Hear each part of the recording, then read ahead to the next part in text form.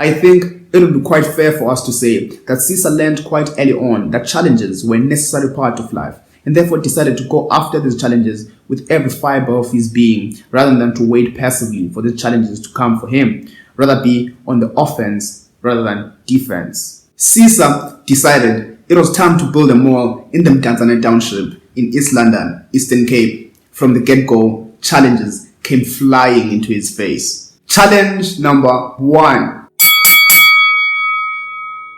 He could not find any contractor that wasn't 20 million rands above his budget. And this was not because his budget was too small, but because all contractors in the market had decided to raise prices and fix them in what is known as a market collusion in order to prevent him from building this mall. I would have said, let me go do something else. But of course, this is not what Sisa did. The site had rocks, and so he found another company to blast the rocks while he went out to find a more reasonable contractor. Challenge number 2.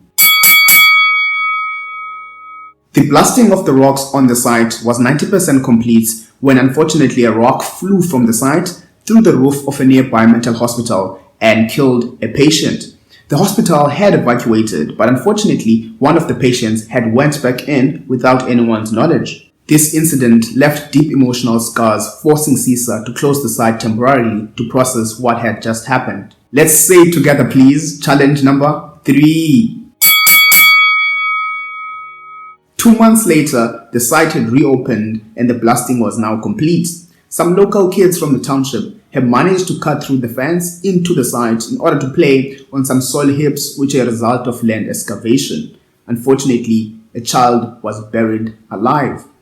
Devastated, he shut down the site for 6 months this time around. Unfortunately, he had loans to pay back and he would be charged heavy penalties by retailers if the mall didn't open on time. So he went back to work. Challenge number 4. By this point, he had gotten a contractor from Tata, his hometown, and the building of the mall was in process. Unfortunately, he realized that the contractor was very slow. Realizing that they would never finish on time, Sisa's team took over the building and they built and finished on time. You will remember from the previous video that I did on Sisa, which is part 1. He used to buy these buildings that used to be owned by insurance companies. He used to buy these office parks, refurbish them, and then get tenants to come in. But the problem with this kind of business is that there's this interesting period of trying to secure a building, finally securing it, refurbishing it, and then getting tenants. But after this, the fun just dies away. You just keep collecting rent and there's nothing else to do. I don't know about you, but Sisa doesn't strike me as the kind of guy who enjoys doing nothing. And so he decided to embark on another mission to build a super regional mall, which would be more than twice the size of the one he had just completed. I don't know how the hell people build malls, but if you're gonna build one, you will need some land. So naturally, Sisa's company set out to buy a plot of land. This plot of land that they wanted to buy was being sold by Tsogo-san, and naturally, he was not the only one who saw and wanted this opportunity. Another developer also wanted to buy this same plot of land. Eventually, Sisa's company, Billion Group, secured the deal, and the other developer went around bad-mouthing Billion Group, accusing them that the deal with Tsogo-san was not fair game. In actual fact, Billion Group secured the deal because they met the criteria that Tsogo-san had in place about who they would sell the land to. Tsogo-san was looking for a company that would best manage the road pollution during the entire construction process, and it is Billion Group that showed up to the party. Billion Group had simulated the entire construction process, how they would clean the streets, how the trucks would travel, how these trucks would be washed up, how they would relocate the existing parking to a temporary facility, how they would shuttle their patrons and bring them back to a building that was still under construction at the time. These were the important factors for Tsogo-san, and Sisa's attention to detail meant that they got the deal. At this point, let's just stop counting challenges. Soon after securing the land, Sisa realized that there were many other malls currently in the pipeline, and all of the retailers had already committed to setting up shop in one of these malls. This was a major threat to the success of his mall, since it meant that there wouldn't be any major retailers to set up shop in his mall. He soon realized though that all these retailers were scattered across these malls. One retailer had committed to that mall, the other committed to that mall, the other committed to that mall. No one mall had the backing of all the major retailers. He realized and decided that that one mall would be his. Sisa knew that the location of the mall was one of the most important factors for retailers, so he decided to convince the CEOs of the major retailers to get on a chopper with him. While on the chopper, they would fly over East London, and he would point out his location and then point out the location of his competitors. From this perspective, it was crystal clear that he had the best location. It was easily visible from the highway, had ease of access and exit, and was central to their primary market. Within 6 weeks, all major retailers had committed to his Hemingways mall. You will remember that while he was building his first mall in Tanzania City, he could not get construction companies to do the job. You would assume that these were now problems of the past. You would be wrong. No construction company wanted to help him build Hemingways mall. All first-tier construction companies that he approached came up with thin excuses as to why they wouldn't take up the job. He then approached second-tier construction companies, which refused to help him as well. This was in 2007, and so construction companies claimed that they didn't have the capacity to take up a mall of this size, since they would soon be building stadiums for the 2010 Soccer World Cup. It was around this time that Sisa realized that he was now operating in big boy territory. This was a market where people and companies with enough capital in their hands, relationships in the market, power, and vested interest could do anything to block you. Even the company that had helped him simulate the model for the Tsogosan deal declined to build for him. Unsurprisingly, all this rejection completely demoralized his team. They felt that the ship had sunk, they needed to abandon this project. But Hemingways Mall stands as one of the biggest malls in the Eastern Cape today, so clearly they did not quit. So what happened? Sisa was well aware that he had contractual obligations with those retailers that he had lobbied. Part of these contracts is to say that the mall is going to open at a certain date, and if you don't open at that given date, then you don't fulfill the contractual obligations, and therefore there are hefty financial consequences to suffer. And these construction companies that declined to help him knew this. Here was a guy who had only built cluster homes in Pickenwood, Dainfern, and Branston as the largest thing he had built from the ground up. He finds himself in a corner so tight that it presents an existential crisis to his business. Here was the existential crisis. He had deals with retail shops that he would open the mall at a given date in the future. If he did not open the mall at the set date, these retailers would never buy into any of his future projects. And if he decided to build this mall with his current team, they would fail miserably. And if he didn't build the mall, his company would go bankrupt anyway. Sisa decided that his company was going to build the mall. But he knew that in order for that to be possible, he needed to hire the best and highly experienced guys available. Luckily, he knew where to find them. That was the easy part. Getting them to come on board would be a different story. His plan was to recruit the managing director of that company to come work with him. Unfortunately, this guy had been with this company for 28 years now, and it is therefore easy to see that getting him to leave would be very difficult due to so-called employee loyalty. This guy told Sisa that recruiting him was an impossible task, and when recruiting him proved to be this impossible task, Sisa decided to come to him through his own inner circle. He went to talk to his wife, he went to talk to his close cousins, and he also went to talk to his own friends.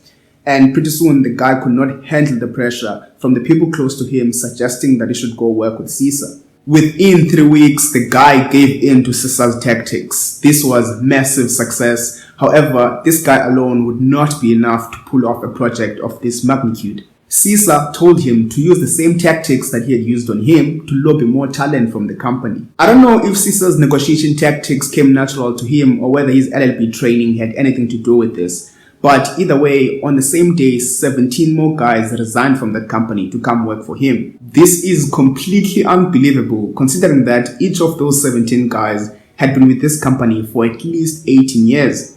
The managing director of the group that owned this company was furious. He called Sisa, raging with anger. Sisa tried apologizing, stating his case that he had no other option. The exchange carried on between these two men, with the other insulting the other and the other apologizing. At the end of the call, the guy told Sisa that, hey, look man, we have more money than you. We have enough money to make sure that none of your suppliers supply you and none of your subcontractors work for you. Indeed, when they started working, no company could supply them with anything. They could not get steel, cranes, shutter equipment, or even concrete within South Africa. They had to go to Dubai, Austria, and Germany in order to get these things. They even went as far as buying a stake in a local family-owned quarry in order to make sure that they secured some stone before the other guys could get there and block them. Sisa and his team continued to face these seemingly insurmountable mountains throughout the creation of the mall. With equal vigor and no loss of motivation, they continued to tackle each one of these challenges as if they saw them as welcome and necessary occurrences. Which made me to wonder, what if that's what challenges are? What if challenges are necessary happenings that need to be approached with as much enthusiasm as victories?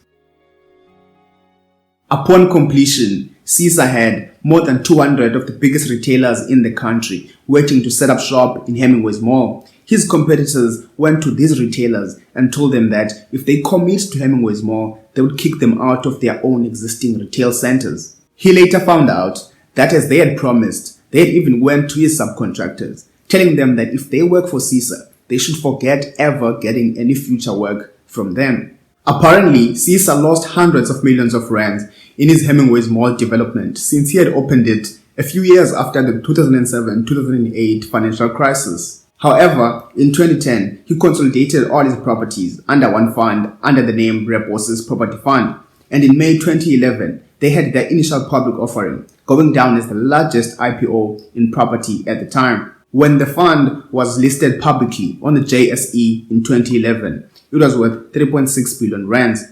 Fast forward 5 years later, in 2016, the fund had grown to worth 18.6 billion rands. Over the years, Rebosis Property Fund has continued to build and acquire more properties. In May 2014, they opened up Forest Hill City in Centurion. Just a year after that, in 2015, they opened up the 90,000 square meter Bay West Mall in Port Elizabeth, which stands as one of the most modern malls in the country, which is also one of the top 10 shopping centers in the country. In 2015, Rebosis Property Fund bought 62% of a company called New Frontier from the UK.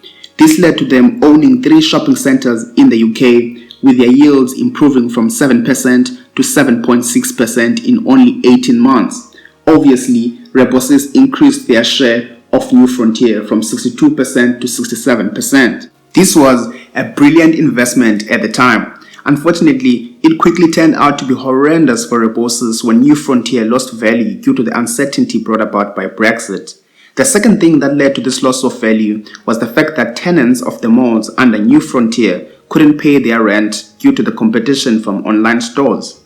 Rebosis did, however, consider waiting for Brexit to go through before investing in the UK. But because there was a 70% chance that Brexit wouldn't happen, they went on with the deal anyway. The poor performance of the UK malls has really hurt Rebosis, leaving them with 10 billion rands in debt in 2019. This has led to them selling off 3 of their malls, Tanzania City in East London, Blue Street and Sunny Park malls in Pretoria, for 1.8 billion rands to Vukile Property Fund in 2019. As things stand right now, it is unclear whether Rebosis Property Fund will bounce back from its debt problems. However, CEO and founder Sisa Ngebulana remains confident that they still have a few cards to play on the table. And if his past successes are anything to go by, then I remain hopeful. Hey, you've reached the end of this video. I really appreciate you watching up until this end. And if you've enjoyed it, may you please like it. It helps YouTube recommend it to other people who may find it as interesting as you have. And if you haven't yet, may you please subscribe to the channel. And next time.